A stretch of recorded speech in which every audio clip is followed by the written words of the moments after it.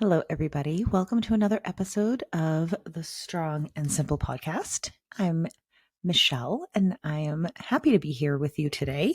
And I'm actually recording this on Tuesday evening. I know we usually drop episodes Tuesday morning, but the past couple of weeks have been a little I don't even really know what the right word would be. It's pretty much I have been experiencing some real symptoms of burnout. So that's what we're going to talk about tonight. So, what do I mean by burnout? I think that the term burnout gets thrown around a lot, and rightfully so, because especially in this pandemic world that we're living in, where we are expected to be doing all the time, where many folks worked jobs that were just expected to be normal during the whole pandemic. Teachers, nurses, healthcare professionals, any public service essential workers, right? That got a lot of applause maybe in the spring of 2020, but by the time summer 2020 came, that was over and done with, and it was pretty thankless for a lot of folks. I can speak from a teacher's perspective that it is still pretty dire out there, where there are the expectations for teachers to be continuing to have students all at grade level, where most students lost at least a year of high quality instruction.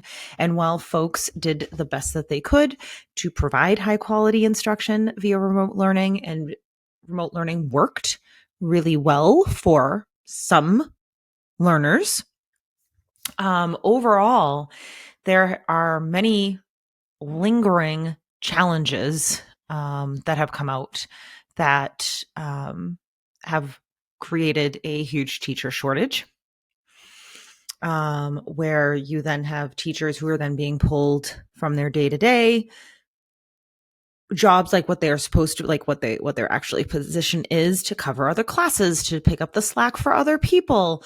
And then you have kids who are behind, who are traumatized, and it's really a perfect storm right now for, especially in the world of education, for folks to be feeling overwhelmed, exhausted, and quite frankly, burnt out. So we do hear this term a lot right now. And I think that for a lot of people, not just teachers, it's very real.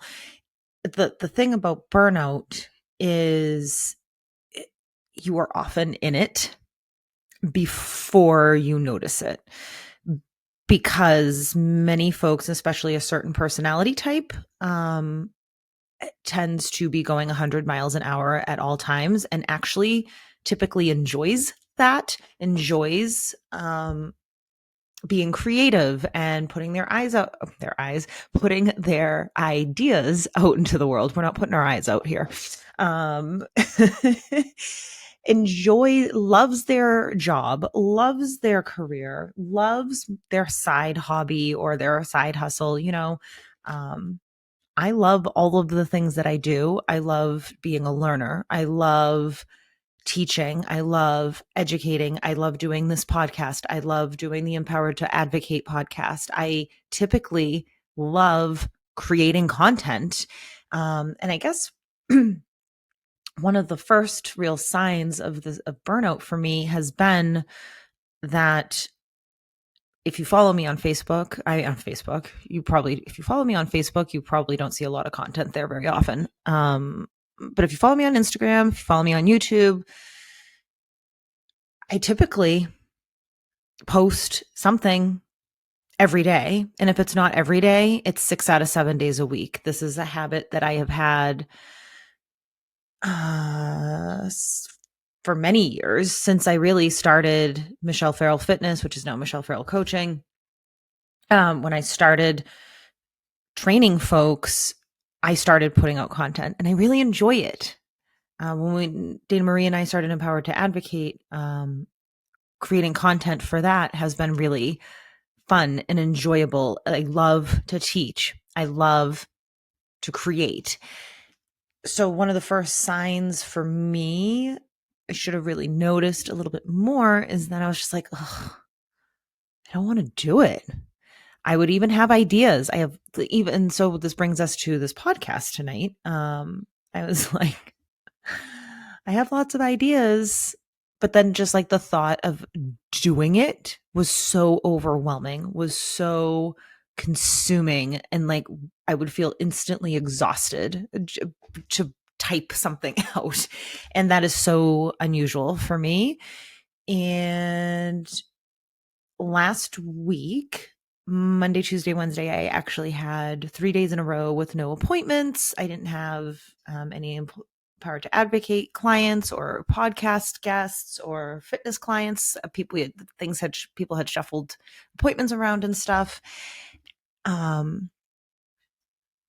I did absolutely nothing, and then felt guilty for doing absolutely nothing with that time. But I could not bring myself to do anything after my job at school.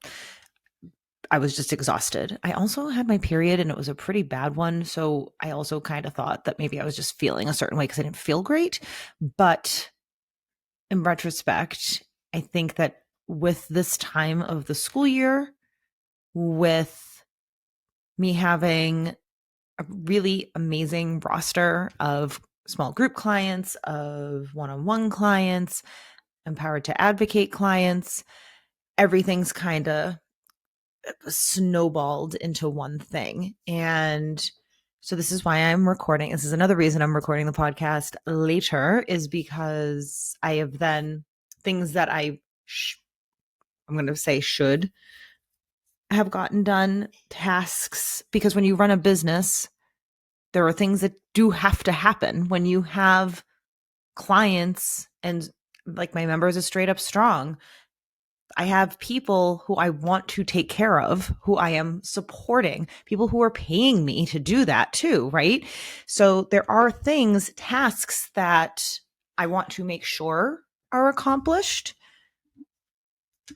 One, because these folks deserve that from me, but also I enjoy it. Fills me up. It fills me up. So what I did the end of last week and over this weekend was really kind of triage the tasks that, and I called them, must do or need to do, would be nice to do, and this can wait. I have April vacation next week. I have a week where it's going to be pretty chill. I won't be getting up and going to school in addition to doing business stuff. So knowing that I'm going to have that time, also making sure that I'm not hyper itinerizing my vacation time like I typically do from school, finding that balance is also really important. So I created these kind of buckets of things that I need to get these done. It would be nice if I got these done, and this can wait. And honestly, this is a pretty good habit to have with your daily tasks anyways. If you are somebody who is a very busy person, especially with many different roles, if you are caregiver to parents and or kids, work a busy career, maybe more than one job, if you have several hobbies, if you do a lot of like activism work or social work or things like that, if you have a lot of roles and there's a lot of managing of, especially where you like different buckets of things that you're doing, it can be really overwhelming at times. So having those kind of buckets of like what needs to happen, what would be nice to happen, and what can absolutely wait buckets on your to-do list can be a really useful tool to use. And I actually use that with my students to help them when they are trying to figure out, like, it's the end of the quarter. What assignments do I have to do? What classes do I have to make sure that I'm passing, or things like that, right? That triage of tasks. And so this brings me to, like, what is burnout? If you're feeling overwhelmed if you are absolutely exhausted, even though you're getting 7, 8, 9 hours of feels like pretty solid sleep, if you wear if you wear a Fitbit or Apple Watch, it might even be telling you that you're getting really good quote unquote sleep scores, and you still feel tired. If you are doing your workouts and you're feeling just like, ugh, like sluggish, just like sticky, like if what is usually an easy run for you feels really hard, if what is usually a easy weight for you to pull, like a warm up weight, feels really, really hard, these can all be signs that you need a break, that you are burning out, right? If you are irritated all the time, if you're feeling short tempered, if you're forgetful, if you are finding yourself, your appetite is different. Either you're feeling hungrier than normal, if you're feeling less hungry than normal, all of these can be signs of burnout. And like I said earlier in the episode, we don't even oftentimes realize that we are burning out until we literally hit the floor, like until we literally are going from 100 to nothing, because we live in a society that really glorifies the hustle, the grind, the puritanical work ethic, right? Idle hands do the devil's work. Got to be busy, got to be busy, got to be busy. Oh, you want to build that business? You got to be doing all the things. And I'm not saying that if you are building a business or training for an event that you don't have to put the work in. What I'm saying is that there comes a time when you need to find some balance, because it's not going to be sustainable over the long period of time. You are going to crash and burn if all you are doing is work, work, work, task, task, task, task, task, and not taking the rest and recovery time for yourself, either from your lifting or from your work routine, right? So we live in this society that really, martyrs folks who are working all the time. Look at this teacher who comes in at sunrise every morning and doesn't leave past sunset. And, oh, and then there's that teacher. They came in during their contractual time and took their lunch. They took their sick days. There is this like judgment that happens in the world of education. And I'm sure people on the outside kind of have this viewpoint, like, this teacher is so dedicated. They just work all the time.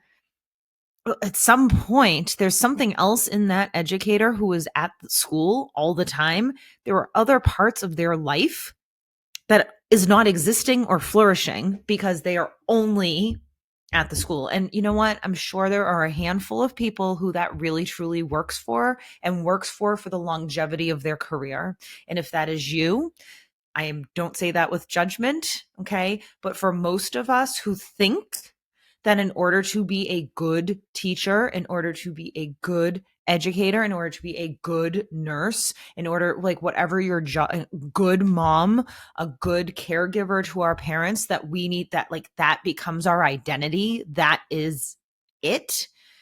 Something else on the other side, there is something else that's giving, because you literally cannot do it all to 100% capacity all the time. Something's going to give, right?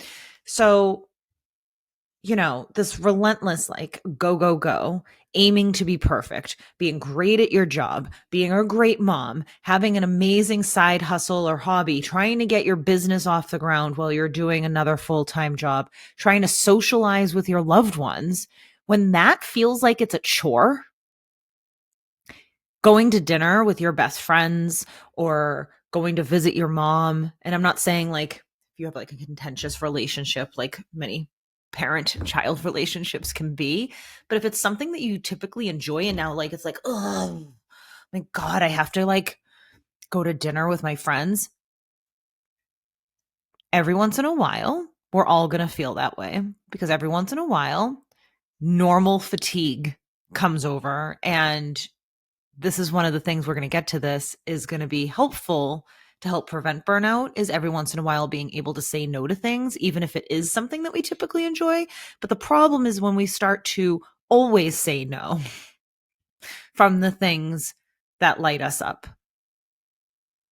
Okay. When it's just all consuming all the time. And, on social media, you're going to have people that are like, well, you can't build a body, or you can't build a business, or you can't do this unless you're putting in the work, putting in the work, putting in the work. And what I am saying is you can reach your goals and be productive and work hard. And that is going to be more sustainable if you also allow yourself to find that balance. So the other overlapping piece here is we talk about self-care. And oftentimes what is portrayed as self-care are very expensive spa days or expensive face creams or facial treatments or taking yourself on a shopping spree, or self-care is a long hot bubble bath completely by yourself. And all of those things are absolutely ways that you can care for yourself, but they aren't the only ways. Sometimes self-care is literally taking 1 minute to take 3 deep breaths. That can literally change your responses to things that happen the rest of the day. It's triggering your parasympathetic nervous system to chill out. It works in as little as a minute. You do not need a 10-minute long meditation practice every morning. If you can do that, if you are there, that's amazing. But if you're not, and you feel like a meditation practice is another thing you have to do in order to be well, then it's no longer self-care for you, because it's just become another thing you have to tick off.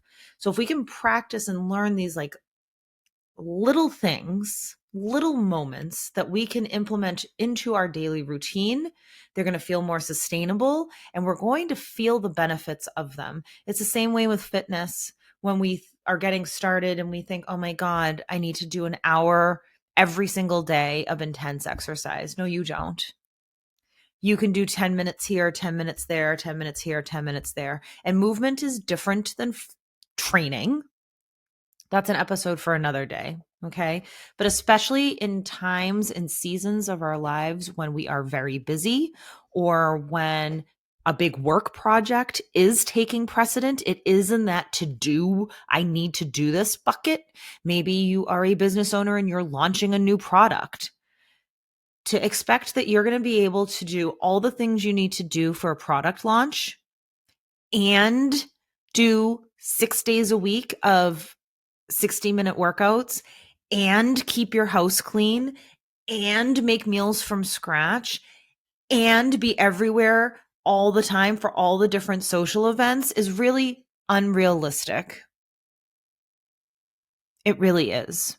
Most people who it appears that they are able to do these things typically have help in some way, in some areas. They have a house cleaner, they have somebody else prep their meals, they have a nanny or a babysitter helping with the kids. Those are great. Not everybody has that though. So that's why when we talk about not everybody having the same 24 hours, this is what we're talking about, right? Different people have different supports in different ways. And sometimes it gives this illusion that somebody is doing it all and doing it all perfectly, that then can make us feel like, well, why am I struggling to do this, right? So what can we do for ourselves to hopefully prevent ourselves from completely just like turning to ash, completely burning out?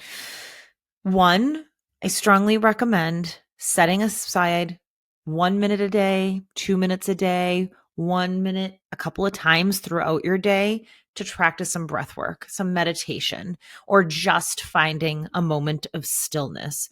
Taking a moment for 3 deep breaths can, like I said earlier, can literally change your body and mind's response to other stressors. Okay.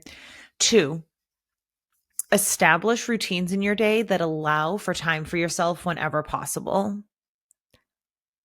especially if you are in a job that's very person facing, especially if you live in a household with somebody else. Having time to yourself in quiet or during your workout time or to read, whatever that looks like. Again, it doesn't have to be long periods of time. I know if you're a mom, you're probably like, I never get time to myself. I get it.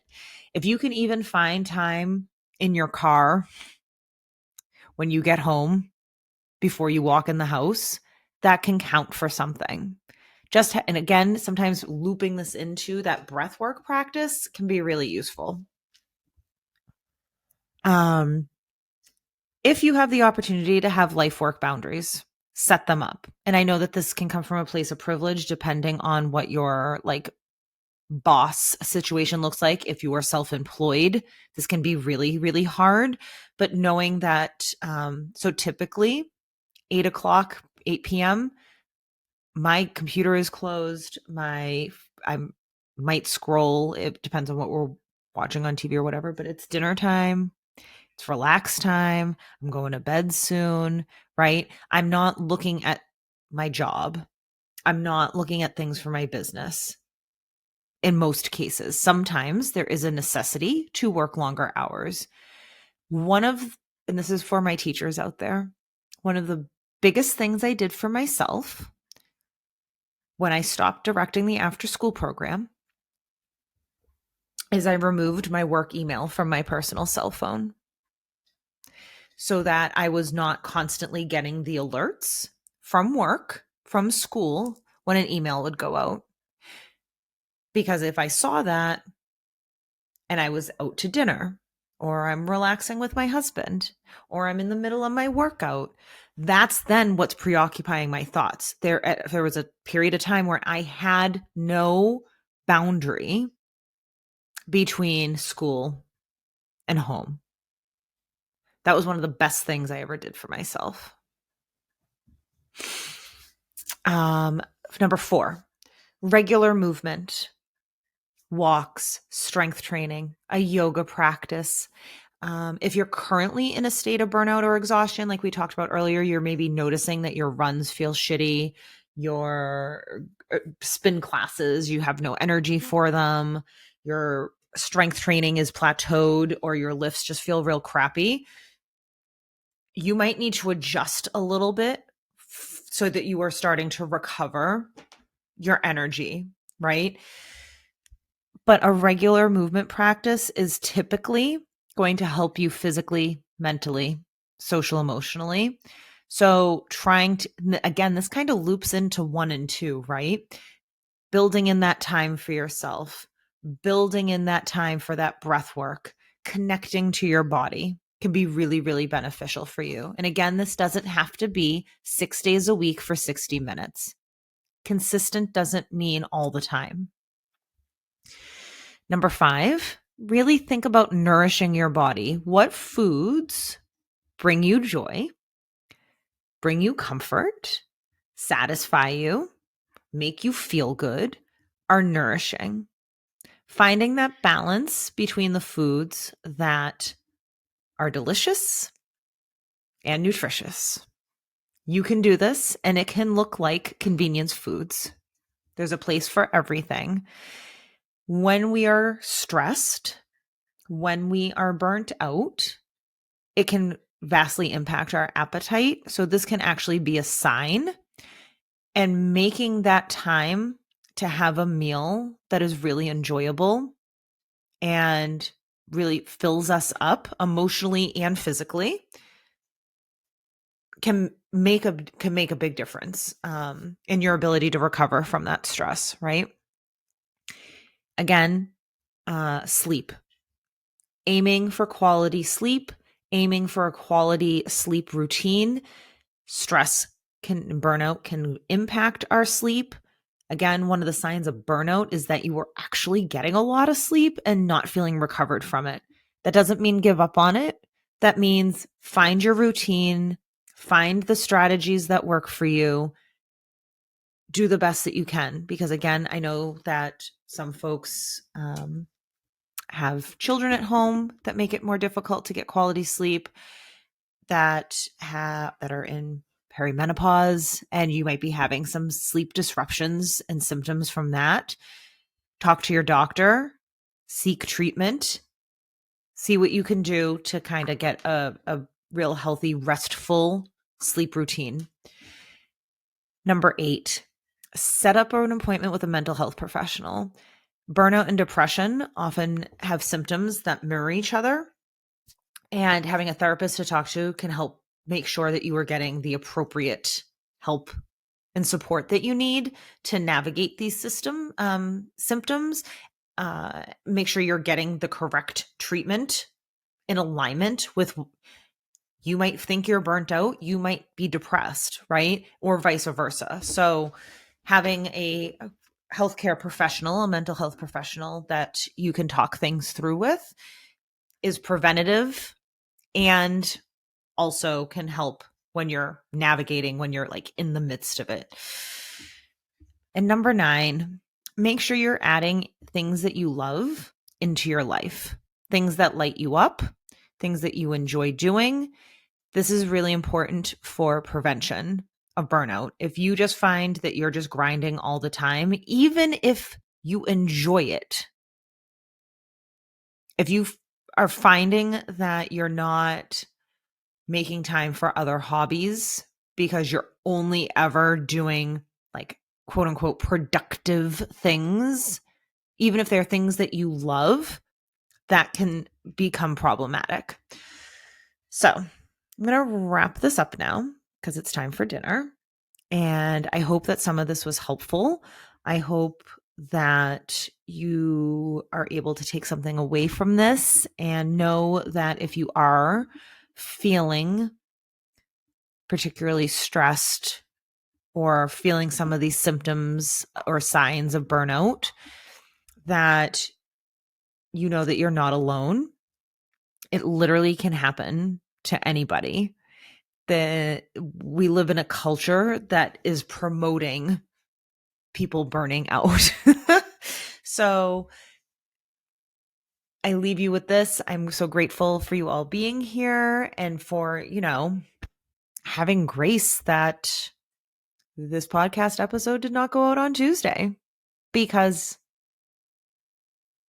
the world isn't going to end because this episode didn't go out on Tuesday, right? I wanted to get this message out. I like being consistent. I like having a routine. I don't want to leave anybody like, oh, where's the episode? I think I like being reliable, right? But at the same time, I knew that there were some other things that were in the must get done bucket. And this was something that was, I want to get this done, but it can wait until some of those other things are done. So I'm going to sign off now. I hope you are in a good space. And if you are, I am not a mental health professional. I am not a medical professional. If you are feeling any of these signs and symptoms of burnout, or if you're feeling depressed, if you are feeling anxious, I urge you to seek the support of a medical professional to help you work through these things. Okay. So on that, with love, I will talk to you in the next episode.